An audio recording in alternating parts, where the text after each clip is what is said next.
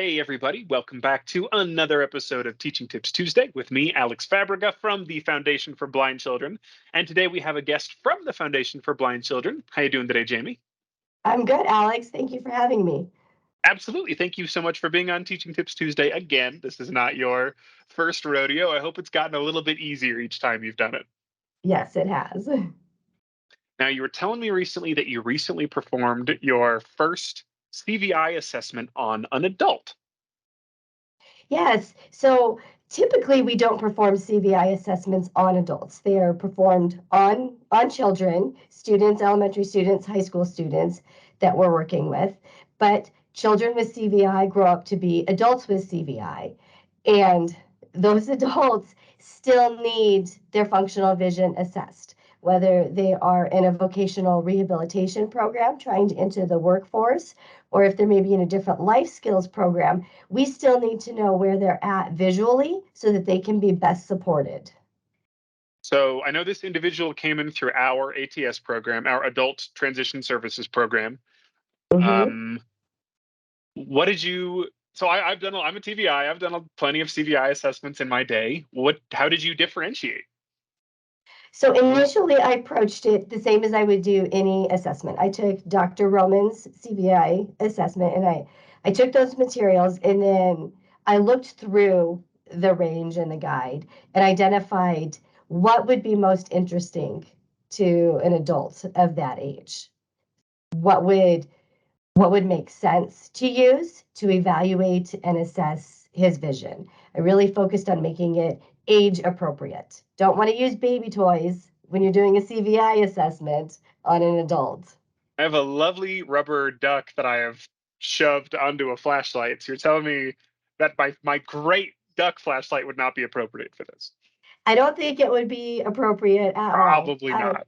I have favorite vision toys too that I could not use in this assessment. Looking at it, one of the things we look at with people, individuals with CVI, is how well that they can see with clutter, and if complexity complexity on a page in that visual array. And so I took a Calvin and Hobbes comic book and shared the comic book with him and had him read the comics to me. And this allowed me to find out how much he was able to see on the page when it became too cluttered. I could gather a lot of information from him looking at a comic book that was age appropriate, that matched his interest level, and it gave me that information that I needed. Another characteristic we see in individuals with CVI is their visual motor, and if they're able to integrate looking while reaching for things. And so typically I would have several toys in the space, and the student may be reaching for them. In this case, I had a Jenga game, and so we just played Jenga for a few minutes, and this really helped identify the looking and reaching. A lot more fun to do an assessment if you are just playing a game for a few minutes. And we had fun playing it, and I was able to gather a lot of information about his visual motor skills and integrating that looking while reaching, and us laughing when we all knocked over the Jenga blocks. The tower falls down, yeah. And the tower Doesn't matter falls how down. old you are, Exactly. like knocking over a tower of blocks is funny. At any age. From cradle to grave. Yeah, that's always a great one. I really like the idea of the Calvin and Hobbes books because a lot of them are so sparse. Like it's just kind of like the simple white background. There's Calvin, there's Hobbes, they're talking, but there are some that are very visually engaging. That's a really neat range of images. I might have to add that to my own CVI kit. I really like that. Yeah, it was really a good one to use. Were there anything that came up that you were not expecting? Because I know you've probably done hundreds of CVI assessments in your career. What made this one really stand out? This one was really interesting because typically when I'm doing a CVI assessment, I'm not able to necessarily interview the student. I can still communicate with the student, be engaging with the student, but they're not yet able to articulate what things they can see, help me identify what things are difficult for them to see, kind of explain to me how they're doing visually. And this individual was able to communicate with me and to talk with me and to really articulate the things he could see in his space, or when that Calvin and Hobbes book got too busy. And he was able to just share his story and share how he accesses his materials, whether they're print materials or getting his school supplies in and out of his backpack, or where things were in the room we were in.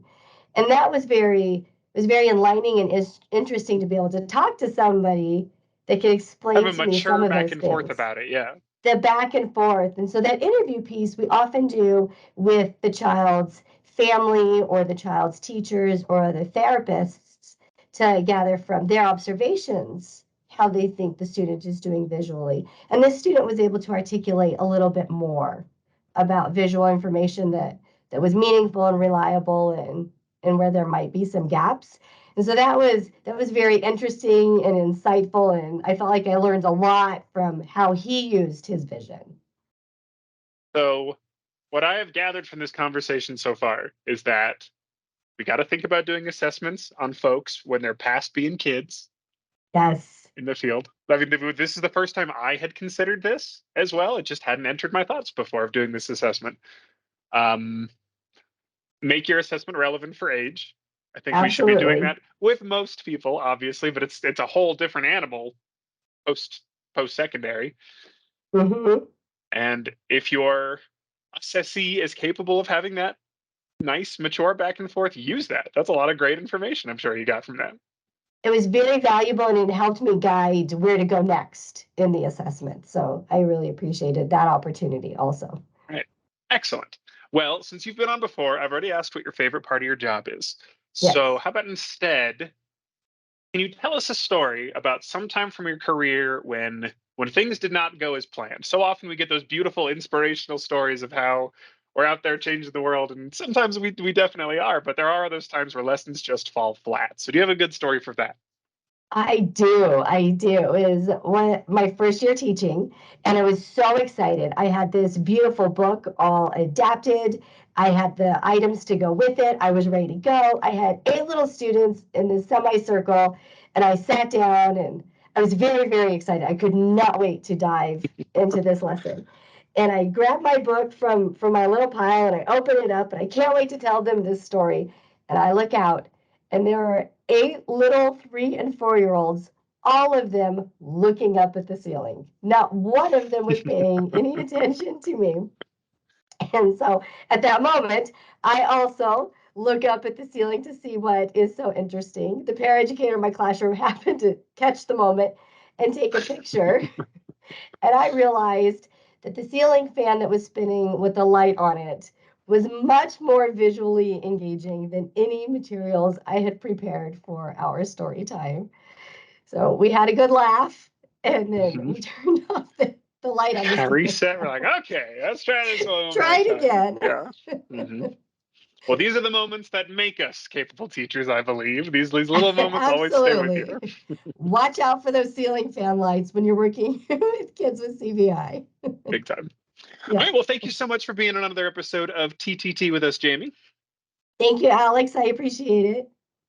And thank you so much to the folks at home for giving us another watch. We hope to see you next week.